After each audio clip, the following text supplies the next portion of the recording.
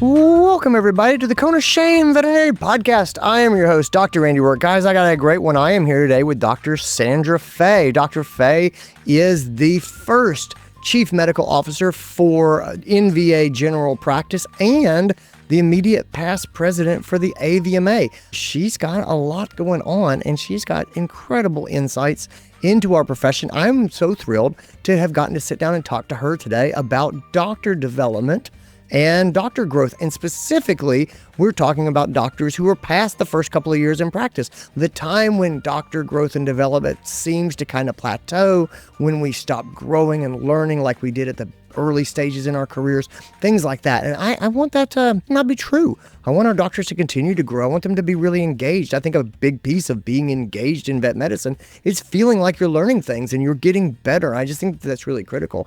And so anyway, Sandra's got some really great insights. We talk about what she sort of sees in the NVA General Practice. We talk about the PetOne Veterinary Training Center that NVA General Practice is putting together and kind of what that's going to be like. And so anyway, it's really an interesting conversation. We talk a little bit about technician training, and we do talk a little bit about early veterinary training as well. So anyway, we get into sort of all aspects. So guys, this episode is made possible by NVA General Practice. Let's get into it. This is your show. We're glad you're here. We want to help you in your veterinary career. Welcome to the Cone of Shame with Dr. Andy Roark. Welcome to the podcast, Dr. Sandra Faeh. How are you, my friend? I am doing great. How are you doing? I'm doing really well. I am so glad I get to sit down with you today. You are such an interesting person. You are currently serving as the first Chief Medical Officer at NVA General Practice, as well as the immediate past president of the American Veterinary Medical Association, or AVMA. You wear a couple of impressive hats, and you do many things. I am so glad that you're here. I wanted to talk to you. You and I had been kicking around a little bit, and you seem to have a focus right now on doctor development, which is always something that I am really interested in and excited about.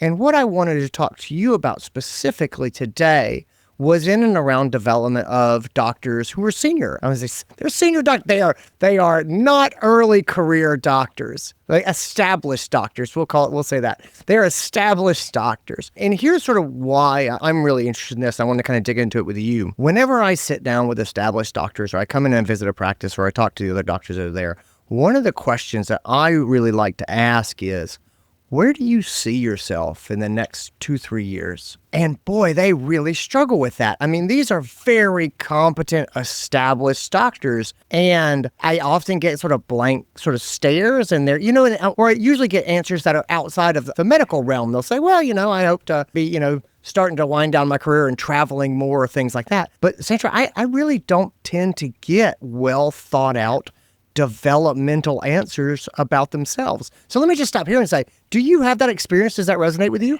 Absolutely. And I think a lot of the reasons why you get that blank stare is because they don't know what's next. And, they don't know what other opportunities are out there within, whether it's within NVA or just veterinary medicine in general. And so when we look at our medical team within NVA General Practice, we spend a lot of time looking at the entire, what we call journey of a veterinarian from start to finish. And we have our mentorship program, so we do a lot at the beginning, but we really want to make sure that every veterinarian and every team member, but I know your question was veterinarian, every veterinarian really knows where they could go, and depending on what stage of their life they're in, right? And we need so many different types of veterinarians. We need the veterinarian that wants to be a manager and wants to help, with the HR and the complaints and, scheduling and all that. We need the veterinarian that wants to be an owner. We allow JV partners. But you also just need that veterinarian that's just so excited to come to work, see the cases, do the surgery.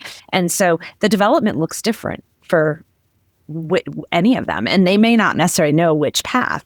So obviously clinical development is so important at any level, but leadership development is key as well. Well, how do you start to guide people, Sandra? So you've got these vets, and I think you're validating very much what I see, which is nice. But even deciding the path is like, I could mentor other veterinarians, or I could get excited about these things. And it's kind of that jack of all trades, master of none. And you get to a place where you're very competent in your job and in your work. I think a lot of people I think a lot of people struggle to even sort of put themselves into a bucket of, do I want to develop leadership skills, management skills, clinical skills? And if it's clinical skills, then in and around what areas? How do you start to sort of help people? I hate to say sort them, but we kind of do have to sort of sort ourselves to say, what do we want to do next? It's not what do you want to be forever, but how do you want to develop next? How do you help people start to make that path? So very often it starts with the field team. So the team not in the hospital, but supporting the hospitals and identifying individuals, and then it leads to a conversation with me, and we talk about, what do you want? Where do you want to go? And we have so many different opportunities within NVA. If you want to stay in the clinic and stay practicing, we have many different advisory councils. So we have a medical advisory board. They help guide the medicine for NVA General Practice. We have what I call my Chief Medical Officer Advisory Council, and then we have a JV, which is our ownership group advisory councils. And some of them are really specific, where they want to give input on a certain thing. We have an advisory council for our new training center, and those are passionate about teaching and training. Some are really, really specific, and some aren't quite sure. And so then maybe I connect them with somebody else, and we just get the communication going. And we're always open to phone calls, because the development is why we're here, right? When you say that your team sort of outside the hospital will oftentimes identify people or see people, what are they looking for? So I think everybody kind of wants to get picked, or everybody wants to be sort of spotted for talent. What are the characteristics in the doctors that you say, these are the people that we either really want to develop, or these are the people that we feel an imperative to try to help develop? So I think that's two different things sometimes, or can be, maybe. So those that really want it, they're asking for it. They are always looking for that next thing, whether it's that next training, or they're coming to us with ideas. They're being innovative, like, let's try this tool, or let's do this, or I want to train my staff. Those are the ones those are really easy to identify. And then there's those that are struggling. Maybe they're struggling. They've been identified as maybe not quite comfortable, or there's just something off. And our field is really connected with our managing doctors, and they're obviously really connected with the rest of the doctors. And so during reviews, we have conversations, and these things kind of surface. It's my perception that the development of veterinarians tends to taper off over time in their career. Do you think that that's true? And if so, why do you think that's true? I mean, I think there's the basic, simple answer of, well, they know all the basic stuff. I go, yeah, but there's so much to learn. Why do you think that we see that taper, if you think that taper exists? Oh, I do. And I think we just get comfortable. It's worked. Yeah. Okay. This is what we've been doing for forever. I know how to do it, but medicine changes constantly. And when I was in private practice for 25 years around then, and that's how I kept myself going, is learning new things. That's what excited me. And so the PetOne Veterinary Training Center that we've just opened in April will hopefully fulfill the needs of our doctors, our technicians, our CSRs, to really help develop themselves, whether it be clinical skills, leadership skills. And so we have it in our own backyard with great educators. Educators was going to be my next question for you, right? And so I look at this and I say, well, who is the one who trains sort of established or well-tenured, very highly competent veterinarians? Is it challenging to sort of find the people who feel comfortable working with those students? Or are you more of a mindset that there's other people that it's not that hard to find people who can be valuable or who see themselves as valuable? And so I was going to ask you that question of who is the educator? And then you sort of throw in this training center. So tell me a little bit about who's comfortable stepping into these roles, and what sort of the characteristics does it take to be someone who develops these doctors? And then tell me more about this training center. Okay. So definitely, and maybe I'm going backwards, but the training center has great instructors. And so we are able to use them. They can either come to us to develop their skills, or we can send them to their hospitals. But we have an amazing network of about 1,000 hospitals in the US and Canada. And there are so many amazing doctors that will help develop other doctors. So at any stage in their career, we have a great mentorship program for the youngers, but also if someone is interested or needs help with something, we are able to, within that network of 1,000 hospitals, so close to 4,000 veterinarians, are able to find people that want to teach and want to help. It definitely helps to fish in a big pond. I don't know. I think that's awesome. I always think the opportunity to be able to work with and teach other people is something that's just really engaging. And so it does make sense that you would be able to sort of recruit out of that. Mm-hmm. When we start to talk about these veterinarians and you say, well, they can come to the training center or somebody can come to them. Well, I think one of the challenges in having veterinarians continue to develop throughout their career is, it sounds wild, but I think it's their clientele to some degree. I think you're working with veterinarians who establish themselves, they have clients, they have a full caseload, they're always in demand. It seems to me that extracting these people from the exam room to do training gets to be a bit more challenging than it used to be. Do you agree with that? And if so, how do you navigate the increased demands for these people's time? I think it probably is a little bit more challenging, but when you make it a priority, it's a priority. Yeah. And so we make it work because we really believe in upskilling our teams. So whether that means hiring a relief doctor, changing the scheduling for a little while, training is a priority for NVA General Practice. And so we make it work. I think that's the answer. It's got to be. You have to have support from above. I do think that that's a big struggle for a lot of doctors is you have to have organizational support for you getting out of the exam room and putting in that time for training and development. Yeah. What do you think most commonly holds senior veterinarians back from doing these types of trainings and things? What are their concerns or what are the obstacles that does make this challenging? I think that can be a tough question because I think it depends on the individual, but I think you hit on time. Sometimes it's speaking up and voicing the opinion. Maybe you haven't been seen by, or you haven't been, it hasn't been obvious to the MDVM or field that's what you want. So speaking up. And I think as a profession, I don't know, you can tell me what you think, Andy. I think we hate change and change is scary. So I think sometimes it's that. I think that you're absolutely right. I think we all worry a little bit about if I go and once we get established, there's this fear of I don't want to pick up the ball if I'm not going to be good when I have it. Or people are going to expect me to perform if I go and do this training. And I don't want to be bad at things again. But I think that being bad at things is critical, right? Like we need to continue to find new things to be bad at so that we can continue to work through them. But I think a lot of people, I think that you can get your ego in a place where, you say, well, I don't want anyone to see me struggle. And so you don't pick up new things. When you have doctors like that, right? And I think everybody struggles a little bit with change, or sometimes it's hard to sort of get motivated. What do you find motivates doctors to want to grow and develop? If they're struggling, if they're hung up with sort of how things have always been, or they've gotten quite comfortable, are there approaches or, of ways of sort of talking to veterinarians that you think are most likely to sort of help energize them and help them want to take advantage of an opportunity? Well, I think you kind of just said it. It's talking to them, having that conversation, having that communication, that letting them know that you believe in them, and then giving them somewhat of a support system so that they know what could happen if they're struggling. So, for instance, I'm going to keep going back to the training center. I apologize, but go ahead.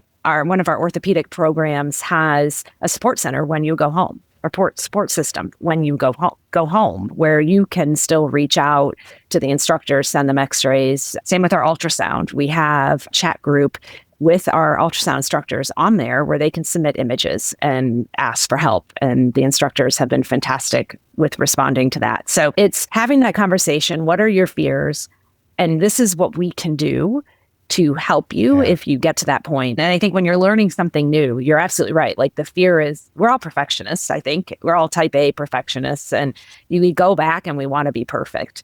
And I'm not even going to try if I'm not going to be perfect type attitude, I think is very common. But knowing that you have a backup, you have some support when you get back to your clinics. And maybe it's that doctor down the street. We just talked about all the clinics that we have. Maybe it's that doctor down the street, but we can find that support system. And I think that helps them get through being anxious about trying something new. Yeah, I think that's a huge deal. I think ongoing support after the education is absolutely crucial for actually building skills and having comfort as you sort of push yourself. I think that makes a lot of sense.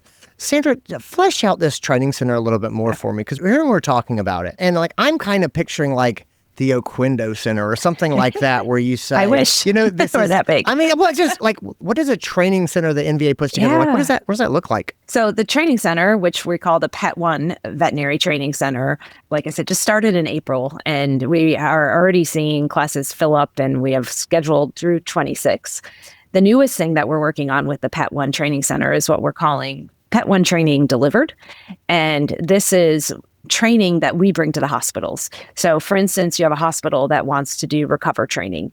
It doesn't make sense for them to send their whole team to the PetOne Training Center. It makes sense for us to bring it to them. Or you have a bunch of technicians that want to learn dental x-rays. Again, doesn't make sense for them to shut down and send everybody. We will then send veterinary technicians, specialists, dental specialists, or a dentist to their hospitals and do all the training there. It's I think, a unique avenue for us to hit even more people and train and upskill the entire team. So as NVA General Practice sort of focuses on professional development and continued growth in their people, talk to me a little bit about the differences between development around veterinary technicians, around maybe early career veterinarians, and then compare that to what we've been talking about around the senior veterinarians. So I think our most robust program is going to be early career, 0 to 3 years out of school, new grad basically. And they have a pretty robust mentorship program, and it's clinical and it's non-clinical and leadership. So they are each assigned to a mentor outside of the clinic that works with them, comes to their clinic, helps them with surgery, helps them with dentistry, and then does virtual sessions on anything from cardiac issues to time management and things like that. Of those that kind of graduate from that, select few that are really interested in going to that next step become part of an emerging leader program. And it kind of reminds me of what the Power of 10, which is a lot of VMAs, state VMAs do. They meet monthly, they have a project, and it's relatively new career individuals developing leadership skills. And then as they get a little bit farther on, if they're interested in becoming a managing DVM or actually a managing DVM, there's leadership development for them. And then once they become a JV partner, a joint venture partner, there's also leadership development for them as well. So as well as a mentorship program. So we do really focus on leadership training at every stage. Now with the technicians, they have something that we call pocket programs. And so that's actually, it's not just technicians, it's CSRs. And that's also leadership development. It's client communication, change management, things like that really help them grow along with clinical skills. So there are tons of opportunities at the training center for technicians, for veterinary assistants. We have study groups for veterinary assistants that are trying to be past the VTNE. So we really support them. We have sponsorship programs for veterinary assistants that want to be that are in for tech school. So lots of different opportunities, both clinical and non-clinical or leadership development at every level. Yeah. And there's more. I mean, it needs to keep growing. Well, so that's where I was going to ask you about you next. So we're seeing more and more veterinary schools that are sort of using a distributed model of education, meaning, they're taking the vet students and they're getting them out into private practice to get some or some varying amount of their education in clinic. And then I look at the PetOne Veterinary Center that you guys are working on and sort of your commitment to sort of growth and development. It seems like that's sort of a natural sort of place for what you're already doing to come together with a younger generation or soon to be doctors that are looking for some clinical training. Is that kind of on the roadmap?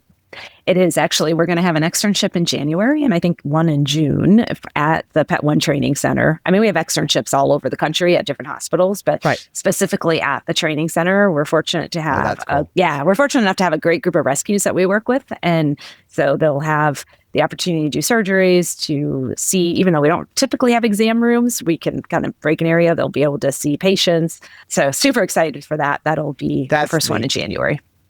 Yeah, that's really neat. Oh, very cool. Dr. Sandra Faeh, you are fantastic. Thank you for being here and talking with me. Where can people find you online? Feel free to follow me on my LinkedIn page, Sandra Faeh, Faeh. I'll put a link in the show notes so people can find you. Where should they go if they want to learn more about NVA or the opportunities that you guys have there? Yeah, great question. I'd love for all of you to check out careers.nva.com. I'll put a link to that as well. Sandra, thanks for being here. Guys, thanks for tuning in and listening, everybody. Take care of yourselves, gang. Thank you. All right, that's what we got, guys. Thanks for being here. Thanks again to Sandra for sitting down with me. Thanks to NVA General Practice for making this episode possible, guys. I'll put links in the show notes to everything that we talked about so you guys can check it out. Take care of yourselves, gang. I'll talk to you later on.